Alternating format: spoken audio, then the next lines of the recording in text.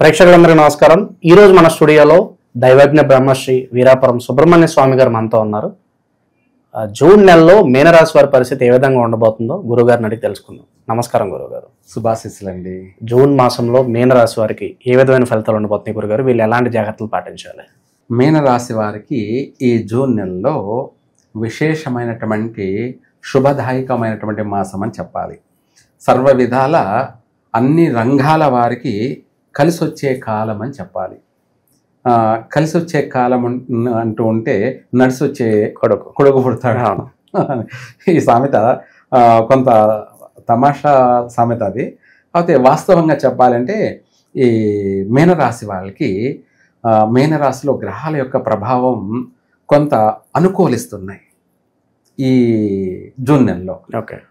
సంవత్సరం మొత్తం మీద చూసుకుంటే బాగలేకపోయినప్పటికీ బాగలేనప్పటికీ ఈ నెలలో మాత్రం తిరుగులేదు.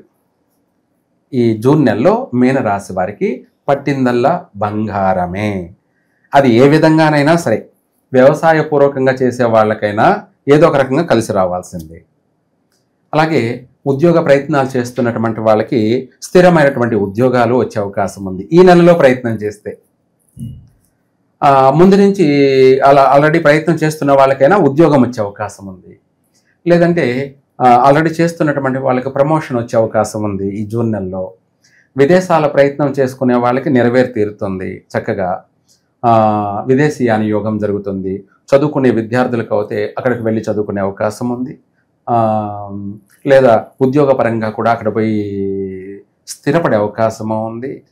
ఇది కాకుండా వ్యాపారాలు మల్టీపర్పస్ అంటే ఏ టు జెడ్ ఏ వ్యాపార రంగంలోనైనా కూడా ఈ రాశి వాళ్ళు రాణించగలుగుతారు. ఆ వ్యాపారంలో అభివృద్ధి చెందగలుగుతారు. ఆ వ్యాపారాన్ని దినదినము అభివృద్ధి చేసుకుంటూ వెళ్ళగలుగుతారు. ఏ వ్యాపారమైనా కూడా కొనసాగించవచ్చు. ఇదే అనేమి లేదనమాట. మల్టీపర్పస్ అంటే ఏది ఏ టు జెడ్ ఏ వ్యాపార రంగంలోనైనా కూడా రాణించగలరు.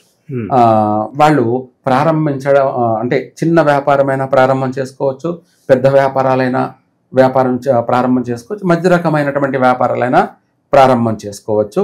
ఏ వ్యాపారం చేసినా కూడా ఈ మీనరాశి వారికి కలిసి వచ్చే కాలమే అని చెప్పాలి. నిర్ణయాలు అనేవి సరిగ్గా తీసుకోగల సామర్థ్యం ఉంటుందా గురుగారు? అన్నిట్లో కూడా ఈ నెలలో తెలివిగా జాగ్రత్తగా నడుచుకుంటారు. ఎందుకంటే గత గుర్తులు ఉంటాయి కదా, గతంలో నష్టపోయినటువంటివి, ఒడిదుడుకులు, వీటన్నిటి నుంచి కూడా ఆటోమేటిక్గా పాజిటివ్ అంటేనే మైండ్ సెట్టే మారుతుంది. మనిషిలో ఆలోచన పీస్ఫుల్గా ప్రశాంతంగా ఆలోచించడం, అందరినీ ఆకట్టుకునేలాగా, అందరినీ ఆకర్షించేలాగా, అందరినీ కలుపుకునే విధంగా, అంటే మిత్రువు శత్రువు అని లేకుండా శత్రువునుడుగా మిత్రుని చేసుకునేటువంటి మనిషి యొక్క అవగాహన అనేది కలుగుతుందన్నమాట. అంటే ఇప్పుడు నువ్వే శత్రువు అనుకో, నువ్వు నాకు శత్రువు రా అన్నామంటే ఏమవుతుంది? ఇంకా ఎక్కువ అవుతావు. ఇంకా ఎక్కువ అవుతావు.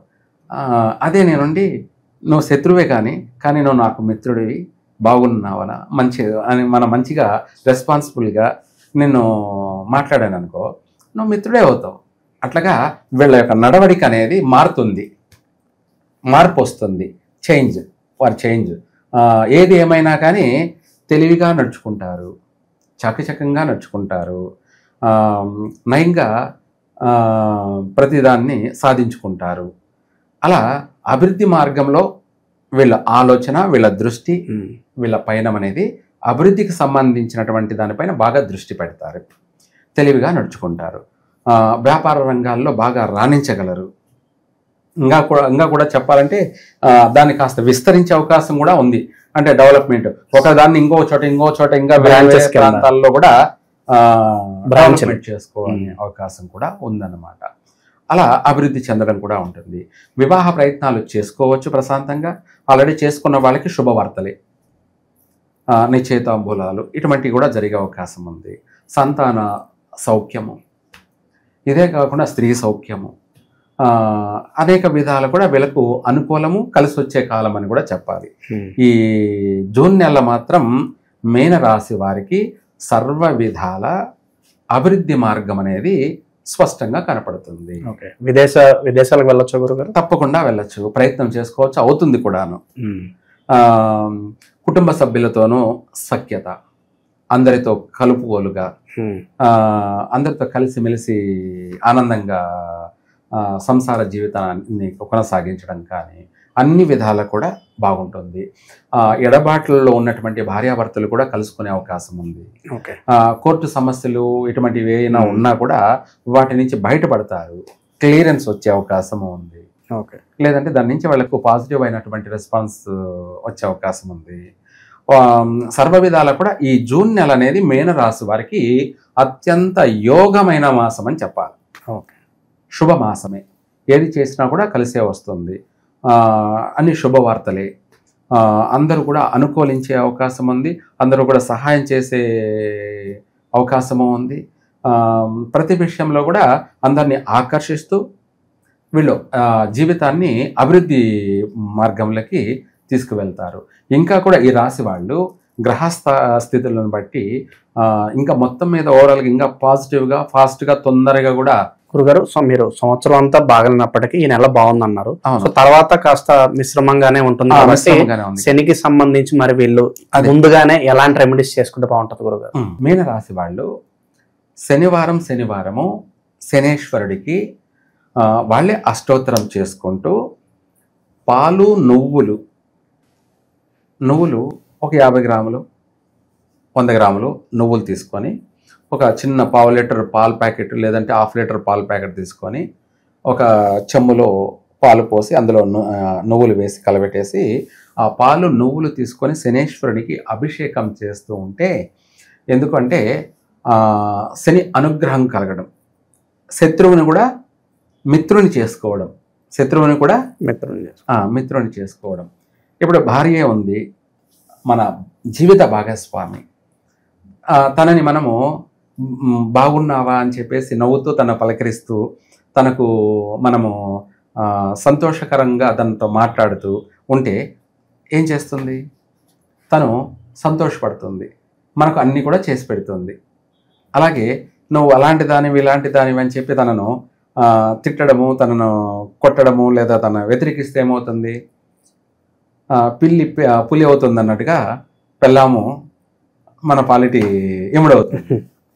ఆ టైప్లో ఏంటంటే శనికి కూడా మనం ఈ చేసే విధి విధానాలు ఏంటంటే మనకు కలిసి వస్తాయి. మనం ఏది చేసినా కూడా కలిసి వస్తుంది. అలాగే మనం చేయకుండా ఉంటే ఏం జరుగుతుంది అనేది కూడా మనకే అర్థం కాదు, ఊహించలేం. అది మంచైనా సరే, చెడైనా సరే. చెడు జరగకూడదు, అంత పాజిటివ్ ఆలోచన, పాజిటివ్ మాట, పాజిటివ్ ఆలోచన, పాజిటివ్ ప్రతిదీ కూడా మనకు మంచి జరగాలి అని మనము ఇలా పాలు, నువ్వులు కలిపి శనివారం ఇప్పుడే కాదు, ఈ మాసమే అని కాదు, జూన్ నెల అని కాదు, ఈ సంవత్సరం అంతా కూడా చేసుకున్నట్టు అయితే కష్టము నష్టము అంటే ఏందో తెలియకుండానే వీళ్ళ జీవితము 3 పువ్వులు అన్నట్టుగా సాఫీగా, పీస్ఫుల్గా, ప్రశాంతంగా వీళ్ళ జీవితం సాగిపోతుంది.